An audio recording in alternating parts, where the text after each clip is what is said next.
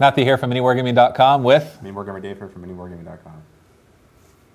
Yeah, what he said. And this is another Dark Potential Developer's Diary. We just talked about the early 22nd century, literally just. To you guys, this will be spread out by a day or two, but to us, it just happened. Is that some sort of time travel? Yeah, absolutely. Yeah, it's kind of weird, isn't it? Absolutely. That's time virtual dilation. Time travel. Yeah, yeah. You're going into the past by watching this. Or at least, yeah, you're not really. Okay, so mid-22nd century. Well, if that's the case, all TV is time travel. Exactly. Edited time travel. Yeah. That's bizarre. Altered time travel. Exactly. Must be parallel universes or something. Mid-22nd century. Early 22nd century was this kind of golden era. I don't really want to call it that too much because there's still wars and contentions and all this kind of fun stuff that you see in society. No matter what happens in the scientific community, there will always be bad people going for bad things. And bad people. That's true. There are bad people. Believe it or not, there are bad people who want nothing else but to be bad. Dr. Seuss. So mid-22nd century, we're talking 2136 to 2170, thereabouts. This is kind of the mid that I set it to. So let's continue on. All right? Okay. Keep leaving your comments on what you think of the ideas, of course, and I will read them, I promise. Unless you leave it on this video like months after I make this video, in which case I probably won't read it, because I won't be watching them anymore.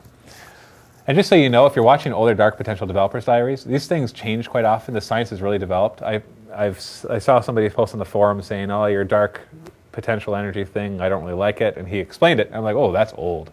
That's like the way it was 9 months ago. I've changed it a couple times since then. So make sure you're watching the most up-to-date ones.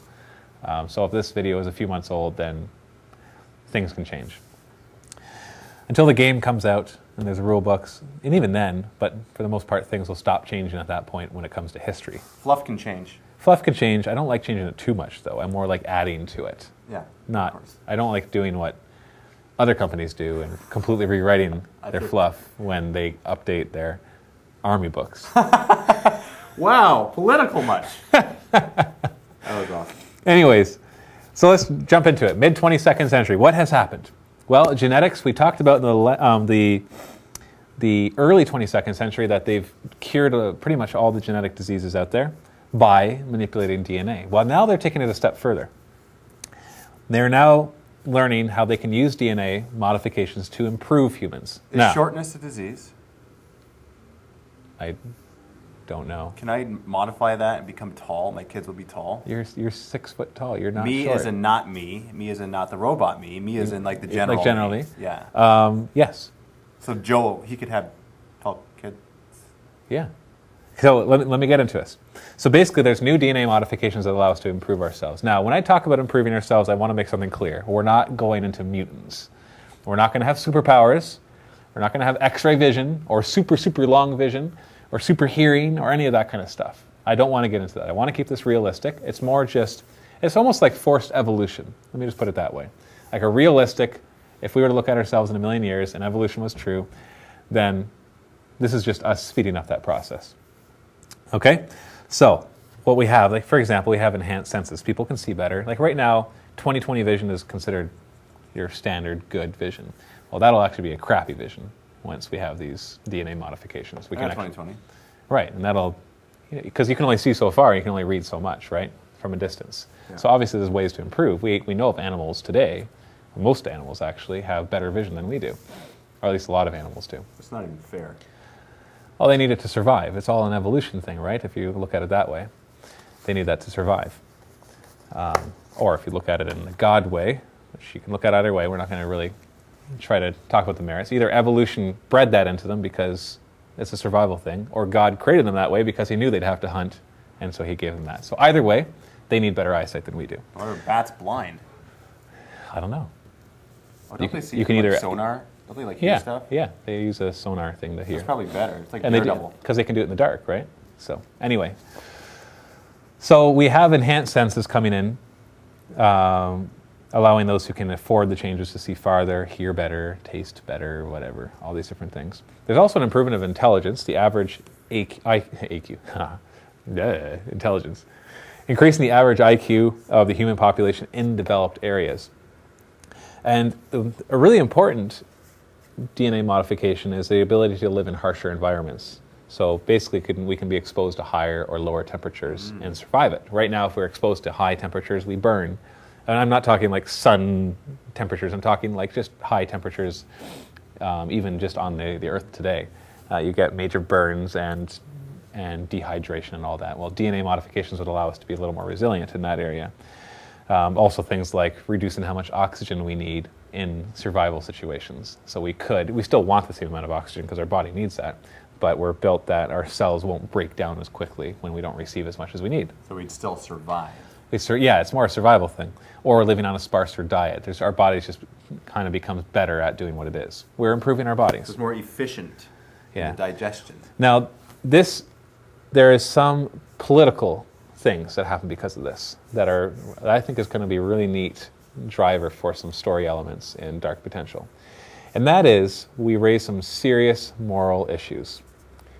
If your children who are unborn, should you be allowed to make whatever modifications you want to them to make them better? Because they don't have the choice, you mean? Exactly. This goes back to the same discussion as abortion. You know, people talk about abortion. The main concern there is, are you killing a living thing? Which means, are you basically doing something against something's will without its permission? Although obviously killing is not right even if with their permission. But still. And we're not going to talk about whether it's right or wrong. I don't want to get into those discussions. But that discussion comes up. It's a moral discussion. Should you be allowed to have your designer kids? Because that's what happens. Some of these parents who just want it, because we see it today. Parents put these 3-year-olds in beauty pageants and makeup them up and dress them up, and it's just ridiculous what they put them through in order to kind of give themselves the best feelings about their kids, to give them the best advantages and all this kind of stuff. Well, that's different. Is it? Yeah. Why is it different? I'm pretty sure if I created a hulking, brute, awesome, good-looking boy, that he'd thank me for it. But should you be allowed to? Because there's always going to be purists. There's always going to be people who oppose that kind of change. Well, those people don't take showers. Well, not necessarily. I'm just kidding. That was actually very bad. I shouldn't have said that.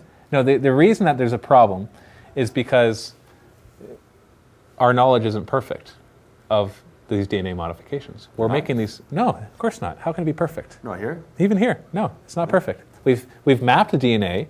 We kind of understand everything, and we've discovered how to make it better.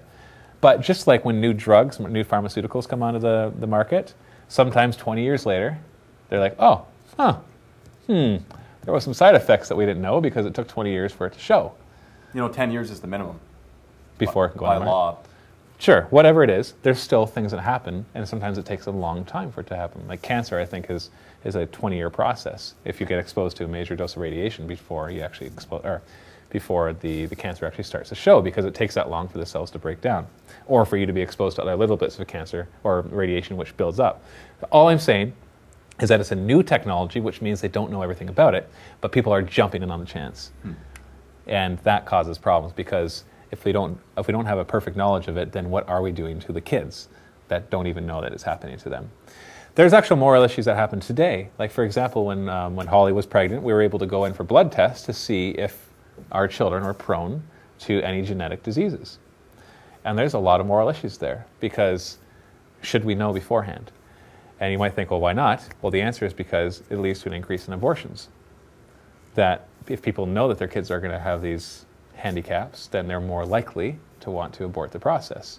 It doesn't really matter whether abortions are right or wrong. We're talking about something that changes a moral issue. And so this creates a kind of an interesting backdrop for stories and everything. But one of the things that happens is that most developed countries ban the use of DNA modifications simply for cosmetic or just to enhance your children. They use it largely on astronauts, for example, who need to live out in space in lower gravity environments. They can modify their DNA so their bones don't lose all of their mass from being in gravity, because that's a DNA thing. Our DNA is structured so that when gravity lets up, it all of a sudden says, hey, we don't need these bones anymore, and it starts to just let them go, and they degrade. That happens for real. That's a problem with astronauts. So if we can modify that DNA so it doesn't do that, all of a sudden astronauts can be in zero gravity without losing their strength. That's a big modification. It allows for deep space operations without needing artificial gravity. Is this a modification given to somebody who is an adult and not from birth? I don't know. I haven't really decided that yet. It would obviously be harder to modify an adult DNA because, because you have to modify it in the entire body in every single cell. Steroids. That still doesn't do it perfectly, though. There's still side effects. Like you need a complete rework of every bit of DNA, and that's some pretty hefty technology. So I would probably say no, that it wouldn't be in an adult. So then, you're right. It's a moral issue. What if the kid doesn't want to be an astronaut? I'm not saying that they necessarily are. This is the moral issues, like where do you implement it and where you don't. So maybe it'll have to be, for that point exactly, if it's going to work in the story, maybe it'll have to be available to be done to adults, but it's just not as good a process. It's not as clean a process as when you do it to a kid, an embryo, who's only a few cells, and so then when it multiplies, it carries on those modifications to the rest of the body. Yeah. And so maybe you can modify, we'll say you can modify adults, because it's necessary for the story to work. But it won't be as good. What, you look confused.